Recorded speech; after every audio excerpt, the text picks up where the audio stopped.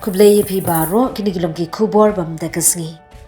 Chief Executive Member ka KHADC uba penyat singsuim oleh tu bana kalian ka Council lingba ka Executive Committee bala syong haga suiba ar kalarai ban penskem ya ka notification baya day berkatanat fisheries ka badai ru ka ag na ka an bala dep dan lupa haga baya day berkijing ya kop Khwai dok ha.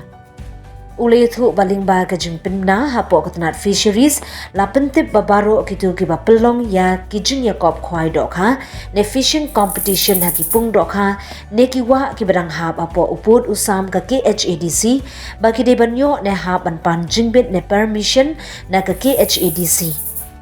Nakaliang jong ka council ling ba katanat fisheries kalapha shi deputy commissioner jong ki santali ki district ha ka baya day kani ka Jingbit na bad halor ka bai pan Jingbit nakaliang ka KHADC kala debu ya ka dor ong u chief executive member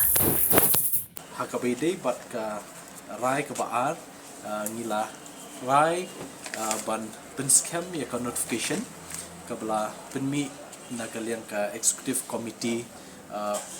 EM in charge jong ka isi ke jungi bede ka fisheries bakat kum ka notification hapo kani ka United Khasi Jante Hills District Fisheries Act 1954 bat kumju la penkambor yangi lingba ka rule arp khandai jong ka Assam and Meghalaya rules kat khandai spa san puwei la pen scam ya kani ka notification ba baro kitu kiba Pynlong yaki jing ya Khwai dok ha di competition fishing competition baro kin hab ban yo eka permission naka district council namang nila don ya laka jong ka ak but nila pen trekam ya kani but nila pen scam ha ka isi ya ka notification ka bami ha ka khat sau tarik Julai but ya kani notification nila pha shabaro san teli ki district ki ba kentup ya ki deputy commissioner ki SP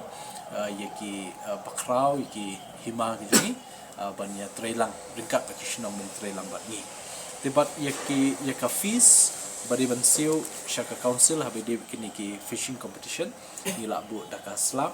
le singin sa ki hadian jongka but ki format jong ki application form ki permission gitu min sa ai ba pi hadian